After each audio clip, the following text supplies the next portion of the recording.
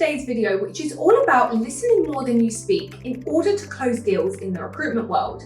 By the end of this video, you'll understand why listening 80% of the time as a recruiter is one of the most important things that you can learn how to master, and how this will skyrocket your results and allow you to better service your clients and candidates. For those of you who are new here, I'm Jessica Kimber, a recruiter with 14 years experience and a track record of placing thousands of people into employment worldwide. I specialise in placing trainee and experienced recruiters into agency or in-house roles, and on my channel I talk about the job market, recruitment itself, and how to succeed in this industry.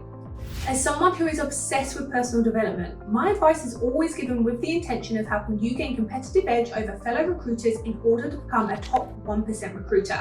So why should we listen more in recruitment? We have an amazing pitch we're dying to share, and surely the client will love us the more we can tell them how amazing we are, right? Well, no, not at all actually. You cannot offer a solution if you do not know the problem. And the only way to find out a client or candidate's problem or pain point is to listen. You should actually be listening about 80% of the time and talking 20%.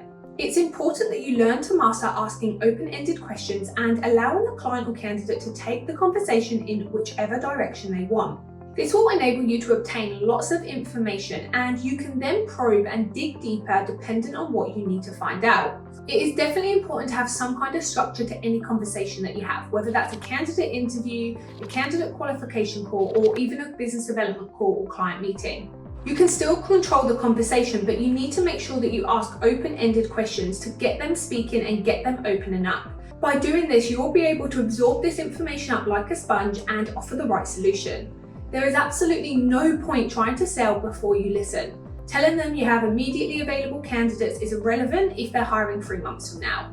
Telling a client your star candidate wants 100,000 base when their budget is 80,000 isn't a solution to them. By telling a candidate that you've got amazing roles available in the IT industry when that's the only industry they don't want to work in, it's just wasting their time. By just talking without listening first, you could actually be causing more damage and coming off as less credible than you actually are. It's a huge benefit for you to be able to listen accurately to your clients and candidates, because this will enable you to build rapport and trust, which is crucial in a people-focused business. So here's how to improve your listening skills as a recruiter. Number 1 is walk into every single meeting prepared with what you want to know about the client or candidate and the exact questions that you will ask. This will enable you to not go off on a tangent, still control the conversation, but to extract all of the information that you need. Number 2 is to ask open-ended questions. If you've watched any of my videos, you will know how highly I value this. Don't give people a yes or no option. Allow them time to speak and explain and truly uncover exactly what they're looking for from you. Number 3 is let the client or candidate speak.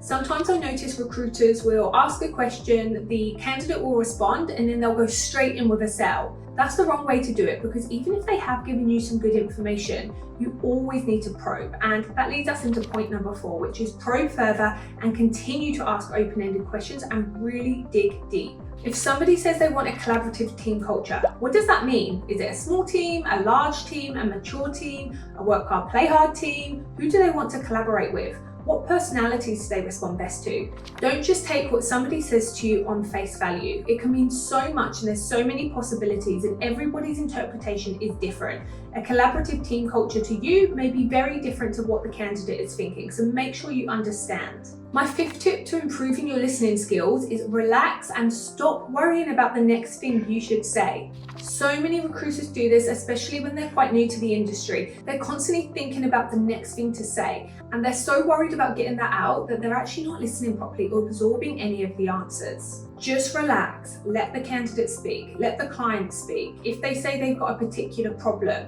if you need to bide yourself some time, reiterate what they're saying. Active listening comes easier to some people than it does others, but I can promise you that it's a skill that will pay off. If you can learn to listen 80% of the time and speak 20% of the time, that's a really strong foundation for being a great recruiter, understanding the core needs and motivators of anybody that you speak to, which will enable you to provide the right solution to them at the right time. That's all from this video, nice and short and sweet. So if you did get anything from it, don't forget to hit like and subscribe for more videos like this, which I post weekly. If you are looking to become the best recruiter you possibly can, then check out my other video on screen now.